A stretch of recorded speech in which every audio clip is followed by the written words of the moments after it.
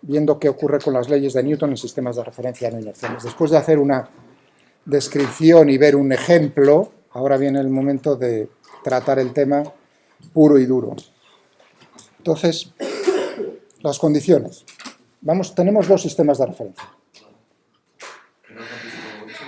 Uy, el capítulo 9, perdón. Me equivoqué al escribirlo otra vez. Capítulo 9, perdón. Gracias. Capítulo 9. Entonces vamos a considerar dos sistemas de referencia.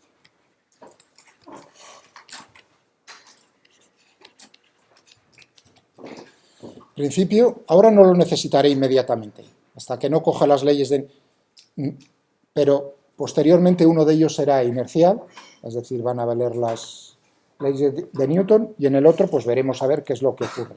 Pero ahora, en este momento, no es necesario, es simplemente tengo dos sistemas, dos observadores.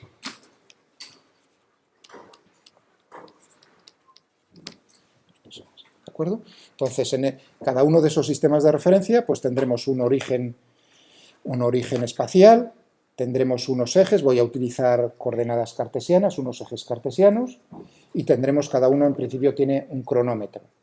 Nosotros, como estamos en mecánica clásica, pues digamos los intervalos de tiempo que mide un sistema de referencia con los que mide otro sistema de referencia, os lo dije creo que al principio de la asignatura, van a ser los mismos. Eso en mecánica clásica, eso no es así en mecánica relativista. Con nosotros no vamos a tener ningún problema en ese sentido, ¿de acuerdo? Podemos poner y decir que miden los dos tiempos desde el mismo instante. Ningún problema. Pero bueno, lo que sí es importante es que aquí tengo, ¿no?, dibujar los ejes. Tengo para un sistema, por ejemplo, un sistema que será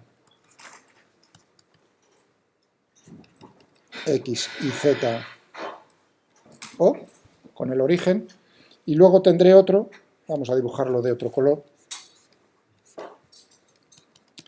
X', Y', y Z'. Sistema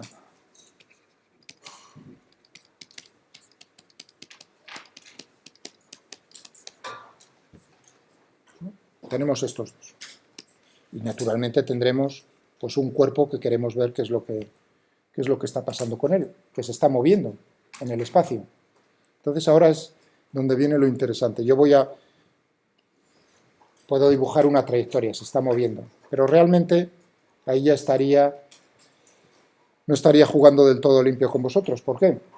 Porque esa trayectoria que he dibujado, ¿a cuál corresponde? Porque la trayectoria que ve un observador es distinta a la trayectoria que ve otro observador. Es así de simple, sí, el cuerpo se encuentra en un punto del espacio, en el mismo punto del espacio, pero la trayectoria, la curva que sigue es diferente entre los dos. Un ejemplo bien sencillo, extremo. Cogemos un sistema de referencia que está fijo a un autobús, un sistema de referencia fijo a tierra, visto desde fuera. Tenemos un balón que está quieto respecto al autobús. El autobús se está moviendo. ¿De acuerdo? ¿Cómo es la trayectoria del balón visto desde el autobús? Cero, ninguna. Es un punto. La trayectoria es un punto, lo más sencillo. La trayectoria que se ve desde fuera, bueno, si el autobús sigue una trayectoria rectilínea respecto a tierra, pues entonces el balón sigue una trayectoria rectilínea. Es decir, que las trayectorias son dos trayectorias para el mismo cuerpo. Si yo me monto otro caso diferente, en una noria, ¿no? Tengo un niño en una noria girando con la noria, visto desde fuera. Tengo un observador que lo ve desde fuera y un observador, uno de los padres, que se sube ahí en la noria. ¿Cuál es la trayectoria que sigue el niño desde el punto de vista del padre que está sobre la noria? Un punto, no se mueve el niño. Pero visto desde fuera, ¿cómo es la trayectoria? Una trayectoria circular. Para el caso ese de los jugadores de póker por ahí atrás, es decir, ¿no? Hay alguno que se forra, iba a decir. O sea, que estos a lo mejor intentan sus conocimientos ponerlos, ¿no?, aplicarlos a temas más interesantes. Y lo digo con todo respeto, o sea, que no creáis, no me estoy riendo de eso. Que, por ejemplo, en lo del casino y, ¿no?, eso, por supuesto, que se ha intentado por supuesto que se ha intentado, digamos, ganar a la banca desde el punto de vista de la física, aplicando las ecuaciones del movimiento. Por eso se vigila muchísimo en los casinos si uno entra con cámaras. Claro, con cámaras ocultas en las gafas, porque entonces puedes estar viendo cómo son las condiciones iniciales que le estás dando, ¿no?, a la bolita, ¿no?, de salida, plan. Entonces puede haber alguien, tú estás transmitiendo esa información afuera con un ordenador muy bueno, entonces está haciendo, en ese mismo instante empieza una simulación que es más rápida que el movimiento de la bolita.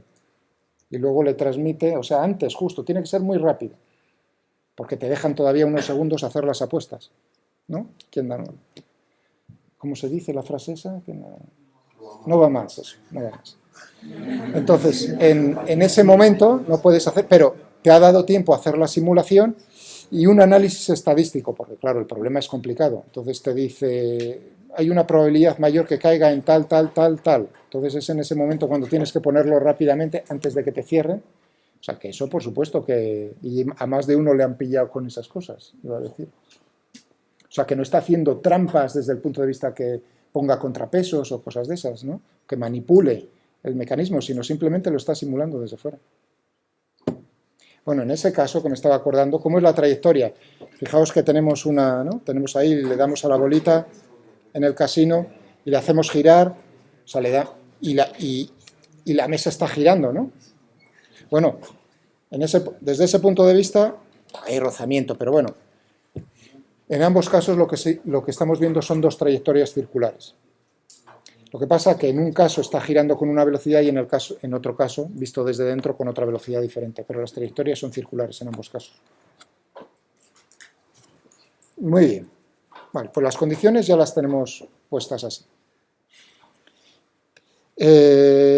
Entonces lo que queremos ver es, queremos relacionar cómo son las velocidades y las aceleraciones que ve un sistema y otro sistema.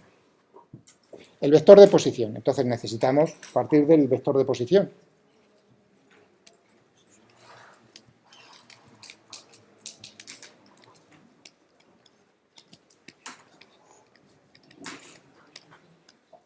R. ¿De acuerdo?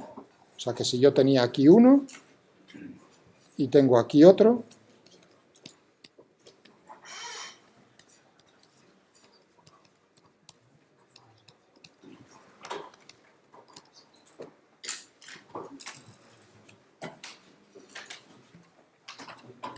vamos a suponer que ese es R. Naturalmente tendríamos aquí vamos a ponerle un subíndice. Se encuentra en el punto P. Voy a ponerle para decir que es respecto al sistema de referencia X, Y, Z, O, pues que es RPO. Este sería RP o', es el mismo punto del espacio, pero respecto al otro. ¿De acuerdo? La posición P es el mismo punto, es el mismo cuerpo, un cuerpo puntual, por lo tanto el punto es el mismo. Claro, los orígenes de los dos sistemas de referencia pues están relacionados, por ejemplo, el de O' respecto a O con un vector que es RO'. De tal manera que entonces teníamos pues, que RPO va a ser RPO' más RO'O. Suma de vectores. Así de simple. ¿De acuerdo? Muy bien. Porque ¿qué es lo que, digamos, qué es lo que puede medir un observador en un sistema de referencia y en otro sistema de referencia? Lo que está midiendo es las componentes, realmente. A la hora de ver cómo es su vector, lo que está midiendo son las componentes a lo largo de los ejes, por ejemplo, en este caso los ejes cartesianos. Es decir, que lo que va a ser importante será, en este caso, si yo pongo ese vector respecto a los ejes del sistema X, Y, Z, O, tendremos X, PO por el vector Y, más Y, PO por el vector unitario J, más Z, PO por el vector unitario. Tendremos PO', en el otro sistema de referencia, pues tendremos X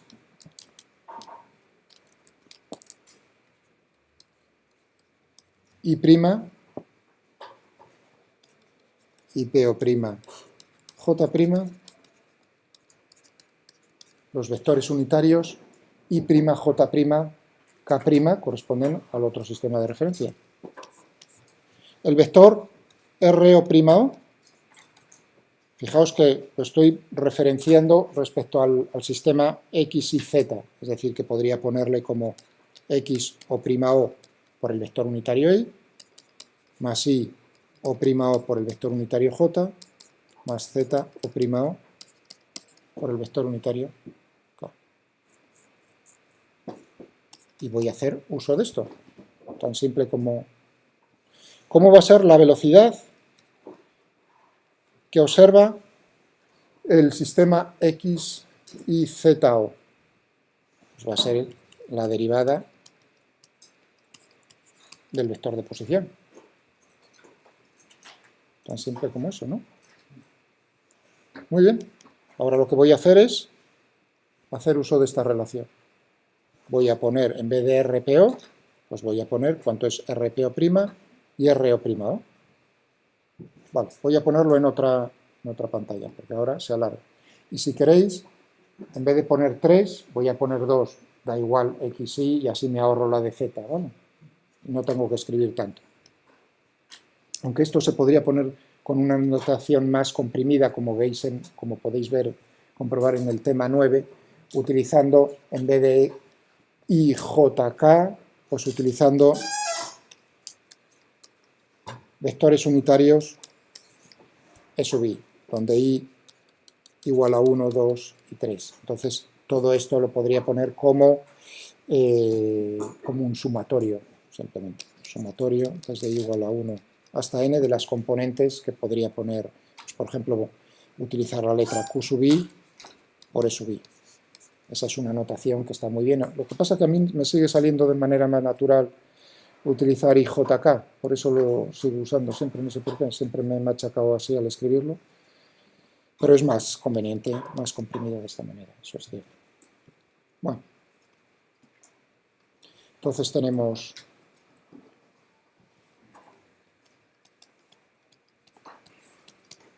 a utilizar dos ejes. Entonces tendríamos la derivada con respecto al tiempo que tenemos aquí, RPO', o sea, tendríamos X PO' por I' más I PO' por J'. Y luego tendríamos O', que era X O' por I más I O' por J. Tan simple como eso que tenemos ahí.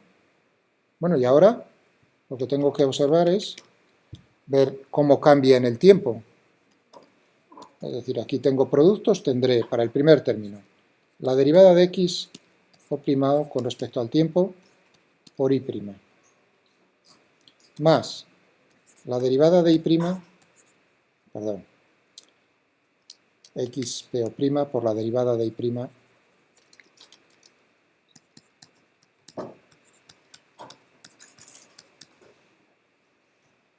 ¿no? Tengo el producto y uno dice, pues, porque aquí una cosa importante, fijaos que esas variaciones estamos dejando variar el tiempo, es lo que está viendo la persona esa del sistema de referencia X, Y, Z, O. Por lo tanto, ese observador está viendo que el vector unitario I', J' y K' están cambiando en el tiempo, porque en general un sistema de referencia respecto al otro puede cambiar la orientación de sus ejes. ¿No? Pensad que lo que os decía algún día, que los ejes están pinchados en vuestro cuerpo, entonces depende de cómo yo me mueva, vosotros veréis que los ejes cambian su orientación en el espacio o no. Ahora lo estoy haciendo en general, en principio.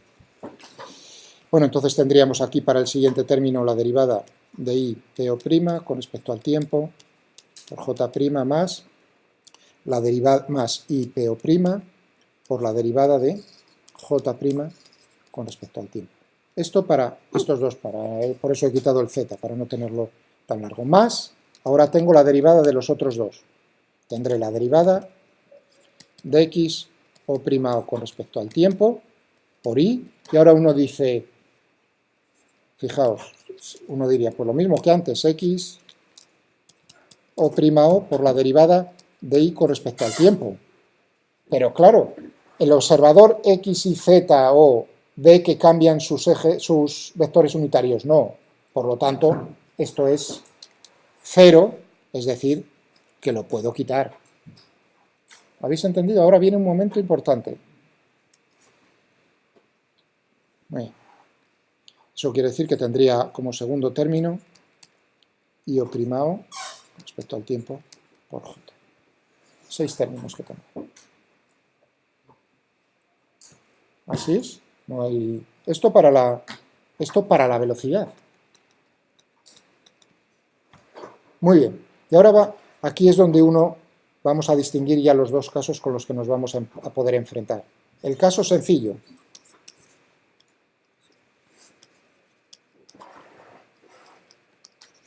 ¿Cuál es el caso sencillo? Que un sistema de referencia se está trasladando sin rotar respecto al otro. Repito, el caso sencillo va a ser una traslación. Una traslación pura.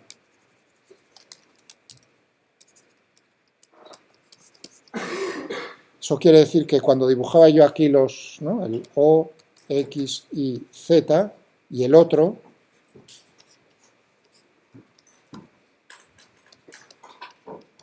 este se está desplazando respecto al primero, hará lo que sea, se desplazará, pero los ejes siempre van a tener la misma orientación. No quiere decir que siga una trayectoria rectilínea el origen de coordenadas, sino que puede ser cualquier trayectoria. Pero eso sí, los ejes, la orientación de los ejes es siempre la misma respecto al primer observador. Eso es una traslación. Claro, eso es lo que hace es simplificar masivamente el problema. ¿Por qué? Porque este término y este término, y el tercero en el caso de que cogiese las tres coordenadas, son 0. En la traslación pura, lo que tendríamos es decir que tendríamos 4, vamos a borrar estos dos, tendríamos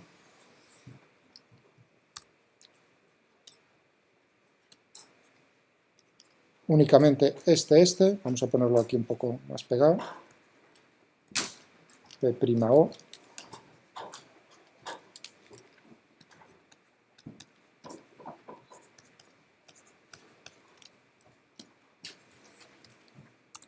muy bien, ahí tenemos nuestros 4 términos. Bueno, y vamos a fijarnos qué significado tiene ese físico. Esto no es nada más que la velocidad que está observando el observador O'. Vuelvo a repetir, esto es la velocidad del cuerpo que observa el sistema X', Y', Z', O'. Naturalmente, fijaos, ahora uno piensa, y esa fue la advertencia que os hice, ¿qué es lo que está observando cada sistema de referencia? Realmente lo que estás midiendo son las componentes de los vectores en tu sistema de referencia respecto a tus ejes. Entonces, ¿qué es lo que cambia? Cuando yo busco cambios en el tiempo, la velocidad, la aceleración, lo que estás tú midiendo son los cambios de las componentes en el tiempo. Es decir, que esto corresponde a la velocidad que observa el sistema X', Y', Z', O' del cuerpo. Muy bien, y esto, naturalmente, esta es la velocidad, o sea que lo puedo poner, por usar una notación similar a esta, esto lo puedo llamar P'O'.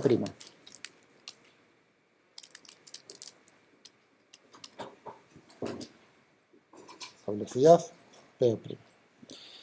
Estos dos términos aquí en la suma, ¿a qué corresponden? ¿Con qué velocidad se está moviendo el sistema O' respecto a O, el origen? Tan simple como eso. Claro, y llegamos a la relación que ya conocéis.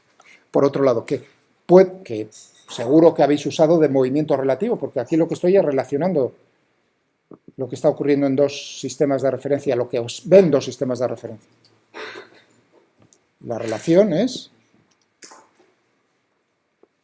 decir, que en el caso de la traslación, lo que tenemos es que la velocidad que ve el sistema O es la velocidad que ve el sistema O' más la velocidad con la que se mueve el origen de O' respecto a O.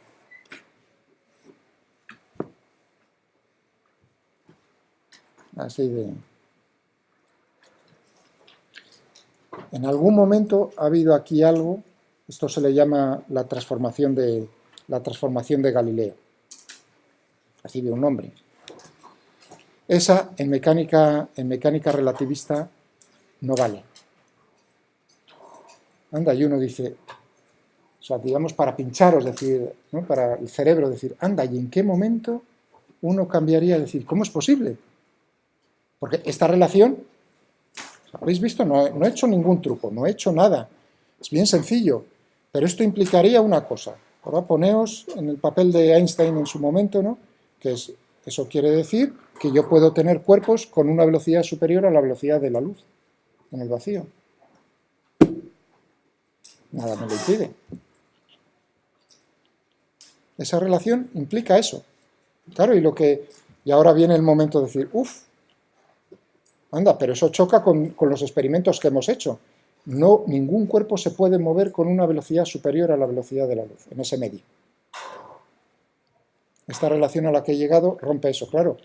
Y ahora os pido, pensad en un momento en qué punto de lo que hemos hecho, de lo poco que hemos hecho, porque ahí hay muy poco, tendríamos que adaptarlo, qué hay que modificar para que ningún cuerpo pueda tener una velocidad superior a la de la luz en ese medio.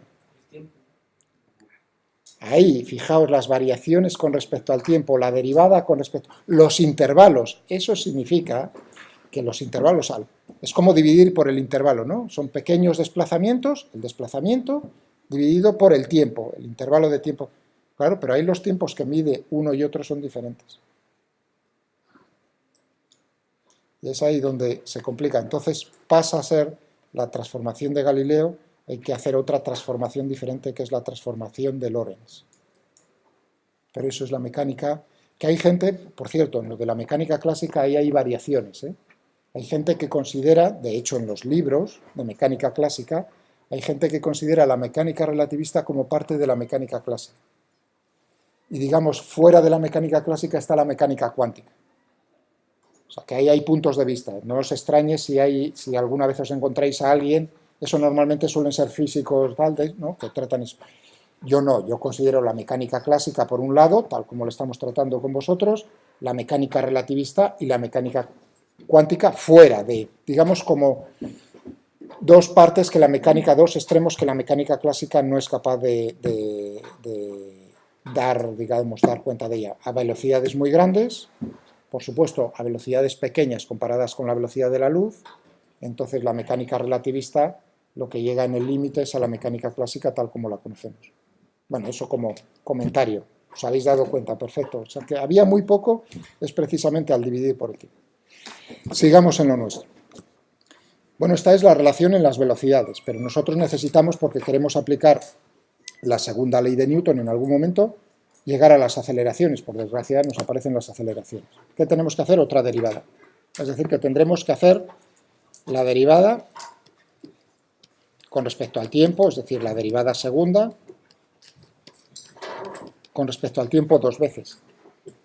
Bueno, me voy a coger, ya veis que tengo aquí RPO, voy a coger, será la derivada de toda esa expresión que teníamos antes. ¿Cómo era? Era X, PO', Y', perdón.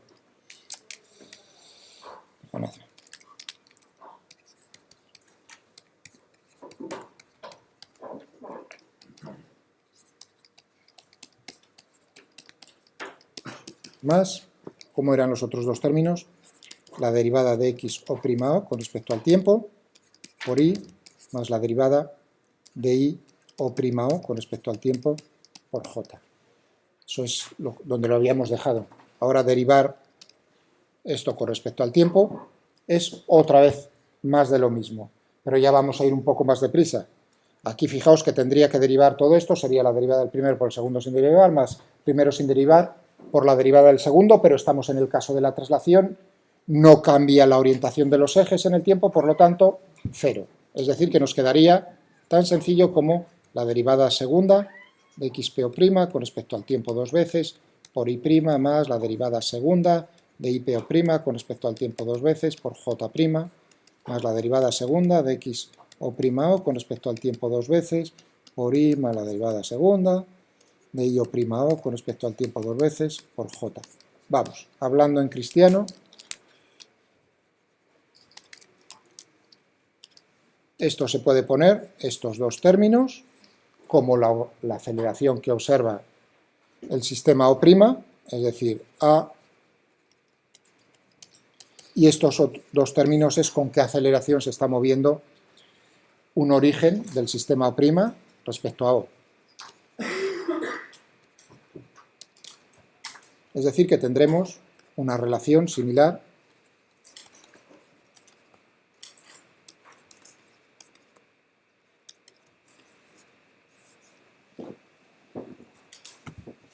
esto ya lo conocíais.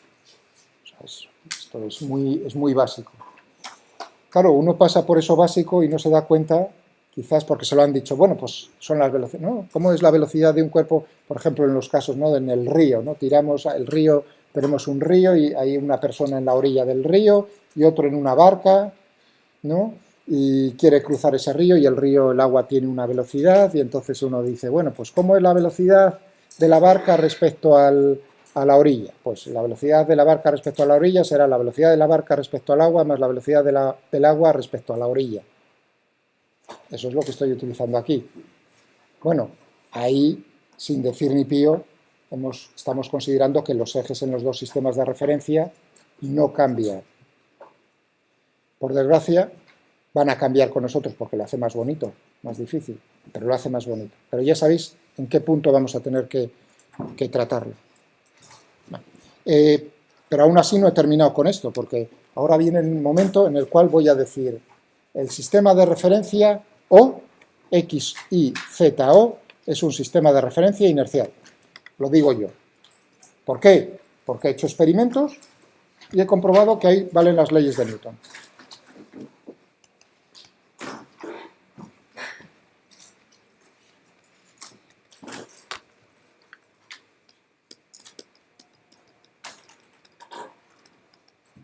Es inercial. Muy bien.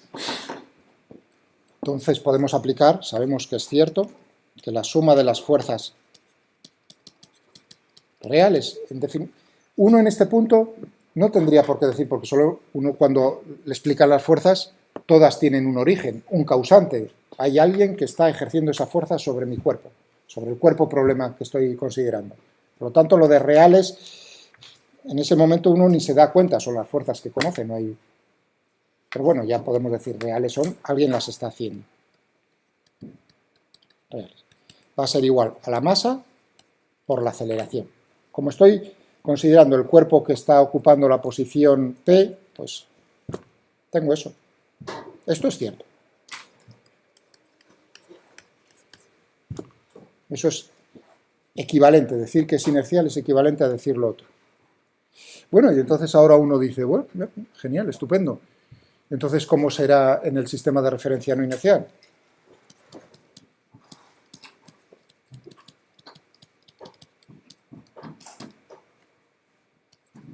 Y sustituyo la aceleración por los dos términos que tenía antes, la aceleración con respecto a O', más la aceleración que tiene O' respecto a O. Es decir,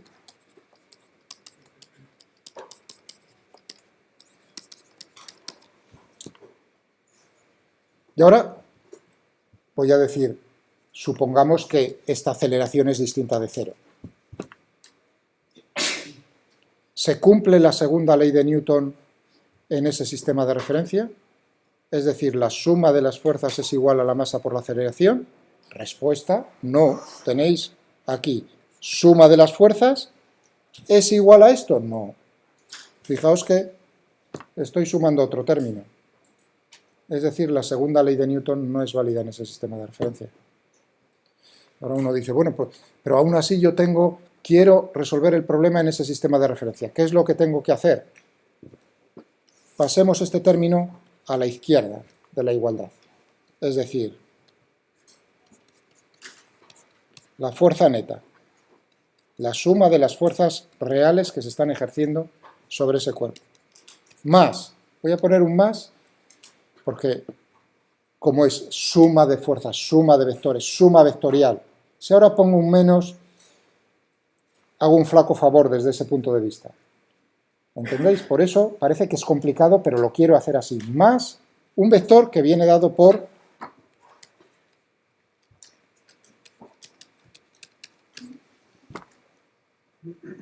eso. Es decir, es un vector que es proporcional a la aceleración cambiándole el sentido. La constante de proporcionalidad es la masa del cuerpo. Eso va a ser igual a la masa de ese cuerpo por la aceleración en ese sistema de referencia. Esto tiene dimensiones y unidades de fuerza. ¿Las está ejerciendo alguien? No. Es una fuerza ficticia. Nadie está ejerciendo esa fuerza. Es decir, que cuando estáis en el autobús, está parado y acelera, y ahora también por otro lado es cuando he puesto sistemas de referencia no inerciales o acelerados, es decir, esto es equivalente. Entonces, esa sensación de decir, estoy en el autobús y está acelerando, hay algo, parece que me está empujando hacia atrás del autobús. Y ahora uno se para a pensar y dice, ¿y quién está ejerciendo esa fuerza? Nadie. Nadie está ejerciendo esa fuerza. No hay ninguna fuerza real, no hay nadie que la esté ejerciendo. Pero la sensación que estáis teniendo es como si algo os estuviese ejerciendo una fuerza de ese estilo, de esta manera. Por eso a esa fuerza que no existe, que tenemos que considerar si tú quieres resolver ese problema en ese sistema de referencia acelerado, para poder aplicar una cosa equivalente a la segunda ley de Newton, le llamamos fuerza ficticia, pseudofuerza o fuerza inercial, cualquiera de ellas. ¿No es la fuerza de Coriolis? No. Aquí, con lo que he hecho, esto no. Recibe... Me refiero a lo del autobús. No, cuidado, si el autobús no está girando, lo que tienes en el problema que estoy diciendo, tienes un autobús parado, tú te subes al autobús en una carretera recta, se pone en marcha, acelera, entonces lo que tienes es un sistema de referencia que es el del autobús, que se está trasladando respecto al sistema de referencia inercial considerado la Tierra como inercial. Sí. ¿Esta fuerza puede ser la que dice la ley de Newton, que los cuerpos tienden a permanecer en la posición en la que están? Si un cuerpo tiene una velocidad constante y lo aceleras, el cuerpo tiende a permanecer en esa velocidad, ¿no? No, la segunda, fíjate, la primera ley de Newton, ¿qué te está diciendo? Si la suma de las fuerzas que se están ejerciendo sobre ese cuerpo es cero, bien porque no haya fuerzas o la suma vectorial es cero, entonces ese cuerpo sigue con esa velocidad. Si no tiene velocidad, permanecerá en reposo, y si tiene una velocidad, sigue con esa velocidad, siguiendo una trayectoria rectilínea y uniforme hasta el infinito. No sé si te refieres a eso. En este caso, si la suma de las fuerzas reales es cero, aún así tienes este término que es distinto de cero, lo que quiere decir que entonces ese cuerpo, fijaos, la suma de las fuerzas reales es cero, pero el sistema de referencia en el cual estamos está acelerado respecto al inercial, la trayectoria entonces va a ser una trayectoria con una aceleración de ese estilo, dado por ese término. Esto se le llama fuerza ficticia,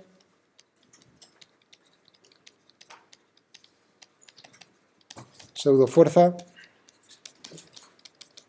o fuerza inercial. Pongamos un ejemplo, el más...